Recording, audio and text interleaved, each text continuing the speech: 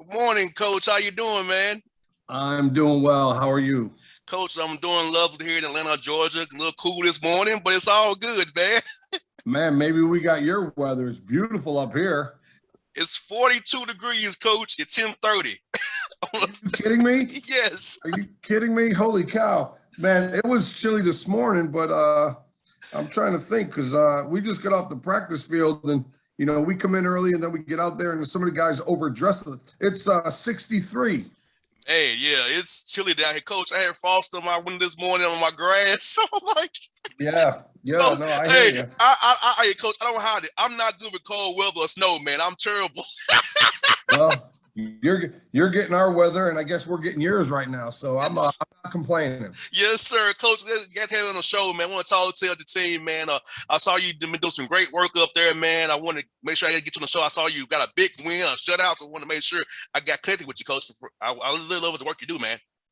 I appreciate that. We're excited about the season so far, and obviously we've got a lot left and got a big one this week. But we were able to go down to Elon this past weekend and respond from what we did and the result we got the week before. So our guys did a good job focusing up, and it was exciting. All three phases of the game, came together, and we played pretty consistently this past weekend against Elon. Coach, you have two shutouts in 3 weeks, man. Tell me about that. One on the road, one at home, man. Defense is playing really well for you guys. So playing a complete game, like I said, all three phases of the game, man, they make you feel really good. And your defense really shutting people down. 2 turnovers again this past weekend. Tell me about that, Coach. Yeah, no, that was exciting to see. Whenever you can, finish the game and there's a 0 on the board for the opposing team, that's always exciting. Our sports information director, Dean Kennefick, shared with me that that's only the second time in school history that we've had 2 shutouts in the same season. And it's the first time in school history that we've had 2 conference shutouts in the same season. So that's pretty special. And our defense is playing well. Ola Adams, our D coordinator, doing a great job along with all the other guys on that side of the staff. And then, the players are the ones that go out there and get the job done. And we have a lot of experience returning from our team on, from 19, and we didn't have a season, just a abbreviated spring season in 20. But we have a lot of guys back, so we have a lot of maturity at all 3 levels: D-line, linebacker, and the safety position, the defensive back position. So they're playing well. They play good assignment football. They run the ball. We're pretty athletic. We've been pretty opportunistic in the turnover area. We won the turnover battle 2-0 this past weekend, and our guys are doing a really good job on the defensive side. They gang tackle. They intercept the ball when they have the opportunity to do so. We got some pretty good DBs back there with some good ball skills, and it all starts up front. Anyone will tell you that on both sides of the ball. Our D-line do a great job occupying the offensive linemen, so our linebackers can go and make tackles. Our top 3 tacklers on our team are the 3 linebackers that are in the game, and that's what you want. You don't want your DBs leading, team in tackles, because that means they're getting to the 3rd level. Your D linemen are never going to lead the team in tackles. Put some pressure on the quarterback and get some sacks and things of that nature. But our guys up front do a great job, so our linebackers can run and make the plays. And you got a nice quarterback in Daniel Smith. Tell me about that young man. He can get you on the ground or in the air, man. Tell me about what he's meant to your team this year, man. Yeah, Dan's really good. He came to us in 19. That was his first year. He graduated from Campbell University in 3 years, and he set records at Campbell as a quarterback for running the ball from the quarterback position and also throwing the ball in the 3 years he was there. And he transferred. He came to us as a grad transfer, and he had a really good season in 2019. Took us to the playoffs. And then, and now because of, COVID, we had an opportunity to get him back for another year. So he's like having a coach out there. He knows where he's going with the ball. He reads the defenses pre and post snap really well. He gets the ball out quick. And as you stated, he can hurt you with his feet. So if there is some pressure, or if we do have some occasional designed runs for him, he can carry the rock as well. So if you look at this past weekend's game versus Elon, 35-0, he accounted he had a hand in all 5 touchdowns. He had 3 passing touchdowns, and then obviously the 2 short running touchdowns that he had. So he's, like I said, just great to have him back for another year, and great to, have him working with our system and our coordinator, Coach Bowden, just to have the opportunity to get him for that extra season is special. And kind of mentioned it, Coach, that COVID year, giving your team to kind of get older again, and what an extra to get older, be in your system another year, learn about this, even get stronger, learn mentally, get better at football. How does it really help a program like yours to have these guys in for one more year, your younger guys too, have them in for one more year to really be old when it counts in the playoffs time? Yeah, well, I'll give you an example of what our roster looks like. We have 11 guys on our team that are in their 6th year of college. So we've never had 6-year guys before. We got 11 of them right now, guys that graduated 2 springs ago and are now, like Dan Smith is getting his MBA. A lot of guys are getting graduate degrees because they've been here for that extra time. And then we have, Forrest Ryan, our great linebacker, and Malik Fisher and Amin Black and some of the other guys that would not have had a 5th year had we not had COVID, because they didn't redshirt. They played as freshmen. So we were able to bring them back. So we have about 6 or 7 guys that wouldn't have been on this 2021 roster had COVID not happened either. So there's a whole gut. So we have 4-year seniors, 5-year seniors, and 6-year seniors, and then, as you mentioned, for the young guys, what we were able to do in the spring, even though we only had 4 games, because we had 6 games scheduled, but 2 of them were canceled by the opposing team on us due to, COVID restrictions and so on. So we only got 4 games in, but we were able to play some of our true freshmen. Instead of having 15 days of practice like you normally do in the spring and have a couple inter squad scrimmages to go live against each other, we had 4 real games. And, I think we ended up with 42 total practices in the spring because we're in season, so to speak. So, to give an example of that, we have a redshirt freshman tackle, Temi Ajiratutu, that was forced to start last week. Well, if he was a regular freshman or a regular redshirt freshman, he would have had the amount of work that he had, but he played in those games in the spring. So he was more prepared for when his number was called. Our starting left tackle, one of our 6-year guys, went down 2 weeks ago. So Temi had to be ready to go. And I think the spring really helped his development from that perspective as well. So obviously great to have the older guys for a year longer because they're bigger, stronger, more mature, all those things. But it also helped, as you stated, the younger guys of what we were able to do in the spring and the amount of work they were allowed to get to prepare them for this fall. And Coach, well, also this transfer portal thing to me, Coach, will help you out a lot, Coach, because I feel like this, man, you have a great program at Villanova. It's a brand name in FCS football. So guys who want opportunity to play it, maybe FBS didn't work out for it, come to play for you as well. Guys who want opportunity to come play for you as well, who kind of play up to that level. So how's it that portal working for your team and your staff recruiting wise going forward, man? We look at it. We use it as a resource. We're not going to bury our head in the sand and not get involved with the transfer portal. I think it's just the way things are evolving right now in the recruiting world. So I think you have to stay current with the current trends and so on. We've never really been a big transfer team, but we do have some guys that have been, Dan Smith is one I just mentioned to you. Cole Bunce, our place kicker, came from TCU. We're really excited to have Cole. He's the second leading place kicker in the league right now behind Ethan Racky down there at JMU. We have Denzel Williams. He's a starting corner. One of our other starting corners put his name in the portal because he graduated last spring and now he's at Iowa State. So we have Denzel Williams who came to us 2 seasons ago, and he came over from Sacred Heart. And then Mike Ruane graduated from UMass, and he's a linebacker for us. So, we're going to utilize it, and we're going to, look at it as a resource. We're not going to live in there. We're not going to, take all our recruiting classes from the portal, needless to say. But it's something that we'll take a look at and we'll utilize, and we'll see if the need fits and if the person fits and all those things. There's a lot of layers to it when you're trying to get an evaluation on a young man, whether he's coming out of high school or coming from another university. So but it's something that we will look at and we'll be active with. But like I said, it'll be a need situation.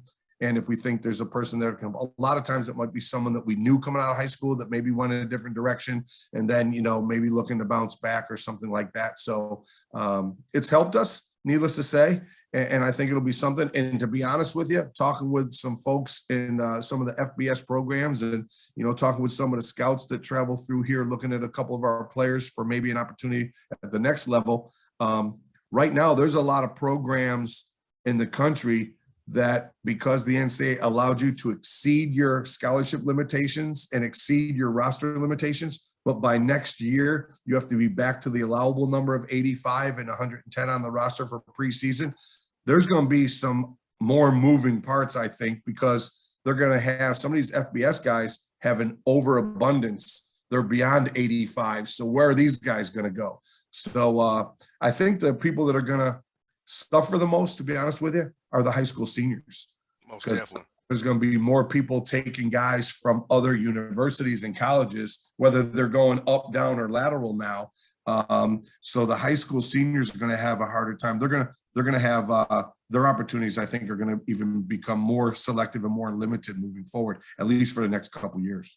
Most definitely, Coach. And I'll tell you what, man, I know down here in Georgia, so many guys down here want to play big-time football. So hopefully guys in here and down here will come up there, play for you in Villanova, because I know you got a young man on your lineman on your roster from down here as well. So tell me about recruiting down here in Georgia, trying to find guys on national base, Coach, because Villanova's a national brand. Basketball with Jay Wright is put on the map. And the Nova Center, right. So the Eagles practice at Nova Center. So the name Nova is out there for people to know about it. And it's easy to fly from Atlanta to Philadelphia as well. Right. Well, we use that in recruiting, because some of our opponents, when we're going head to head, maybe in a recruiting battle with a young man, they always throw out there at them, why would you want to go to a basketball school? Why don't you want to come to, our school? We're more of a football school. And what I tell them is that V, as you mentioned, is known nationally. So it's a brand that's going to help you whenever your career is over, whatever sport you're playing, it's going to help you network and get that career and that job when your athletic career is over. So we use it as a positive. We play pretty good football up here. We're in a pretty good league in the CAA. And, so we feel that we can go almost anywhere in the country. Now, you don't have the manpower to cover the whole country, as far as putting a coach in the area and your feet on the ground and, going from school to school. But we have tested the market in Atlanta, and we do have a couple players from Atlanta. And as you mentioned, it's a pretty easy flight, so if you can take a 2-hour plane ride as opposed to a 6-hour drive if you're going somewhere else. And it's pretty easy and convenient to get to. But, we have a couple guys. We have a guy from Alpharetta. We have a guy from Marist. We have a guy from Douglas County, so we have some players down there. So we do actively recruit the Atlanta area now over the last couple of years. And, but like you said, the Villanova brand, whether it be, seeing Villanova basketball on national television 20-some times a year, or maybe even more, because they go to the national championship and win a couple along the way, that helps us. That helps us, because when we walk into a school or walk into a young man's home and have an opportunity to talk with his family, they've heard of Villanova before. We don't have to spend the first half hour explaining who we are, where we are, and what we are. It's kind of a help to us in recruiting. So that's how we spin it. That's how we roll with it. And like I said, we go to Florida a little bit. We go to, Atlanta, and we're now in the Dallas area down in Texas. We have about 5 players coming up from Texas that are on our roster as well as, trying to do our best in our local area of the Northeast corridor and the Mid-Atlantic region. Coach, don't feel bad. I'll tell you this, Coach. You've been in Villanova longer than I've been alive, man. So tell me about that. You've been 35 years, man. You've been alone. I've been alive, man. So tell me about being in one place that long, man, and how special it is to be the head coach now after being there for so many years, man. Well, it's been a blessing, really, and it's been awesome. And as far as how I started really getting into the whole thing, Coach Andy Talley, who was the head coach here from 1984 till 2016, so he did 33 years in the position. I played for him at a small Division III school in upstate New York, St. Lawrence University. So I started coaching right when I graduated with Coach Talley at St. Lawrence. Then I went to Wagner College on Staten Island. Then I went to Lafayette College for a couple of years up there in Easton, Pennsylvania. And then Coach Talley, when he came down here in 84, in 1987, he had an opening on his staff. So he reached out, since I've known him for so long and he's helped mentor me through the process coming up, asked me if I, wanted to rejoin his staff. So I came here in 1987. So the first 4 to 5 years, it was 1 year here, 1 year there, 2 years there. So I was doing the typical coach thing, right? Making moves and not staying anywhere too long. And then I got here and, it just worked, the first 10 years I was here, the first 10 seasons I was here, the whole staff stayed the same. So no one left. We came here, but the majority of us, when we got here, our coaches staff at the time were like in our mid-20s. and then, 10 years later, we're in our mid-30s, we're starting to have families. So some guys, you always get to the crossroads, right? You don't know what year it's going to be, but another opportunity may present itself. And some guys, took the turn. Some guys went off to be Division III head coaches. Some guys went off to be Division I, FBS assistant coaches elsewhere, and so on. A couple of our guys went and did some professional stuff, and every time I got to that intersection, I just stayed with Villanova, and it just worked out. And, fortunately enough, Coach Talley, when it was time for him to retire, I was in position to, be able to take over. So this is my fifth season, technically my fifth season. We didn't really have that fourth season of 2020. So, but this is my fifth season as the head coach. But like you said, 35 years, and it's just been great. My wife and I talk about it all the time. Each year, prior to recently, each year it's like, maybe this is the year. Maybe this is the year, but it just kept rolling, and we just kept, staying the course, and things were just working well here. Love the school, love the program, love the community, love the ability to go out and recruit for a great program. Recruiting isn't real hard, to be honest with you, to get young men and their families interested in attending here. And then, I have one son, my son, Jim, and he ended up going here. So that kind of locked us in for 4 years. Once I got that free tuition for my son, we weren't going anywhere until he graduated, So, I hear that was a nice little perk to have that opportunity to give him. And, and it's just worked out. And now I'm just thankful and blessed to be able to, be the head coach after all those years. And tell me about how you love your players, man, because I saw interviews about you and how you interact with your players, how you talk about how you're a real guy. You really love them for real. You're a straight up guy. You tell them the truth. You don't lie to them. Tell me about relationship with your players and being out there, almost being your sons as well, because they play for you for us 4 or 5, 6 years. You're their dad on campus. Then after football, you're there at their weddings, when they get new jobs, have children. Tell me about that part of the coaching business that you love, about being with the players, showing them that you really care about them and who they are as young men as well, beyond being football players for you. Well, to be honest, that's I blanked out there for a minute. Sorry about that. That's why I do what I do, to be honest with you. It's because the relationships you're able to have with the young athletes that you coach from year to year. And, I think that's what coaching is. Coaching is motivating coaches. Coaching is teaching.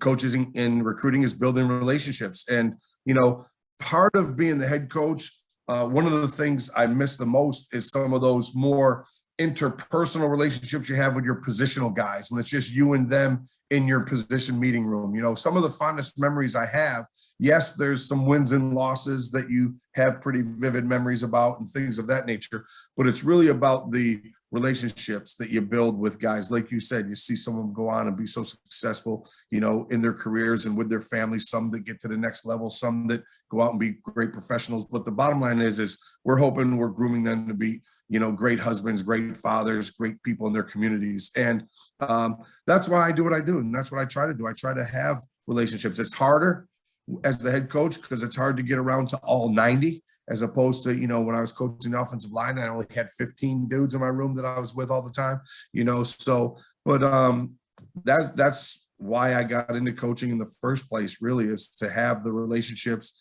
and opportunities to interact with young men, 18 to 23 years old, and be involved in the game that I love. So I never considered myself working. I never considered it being a job.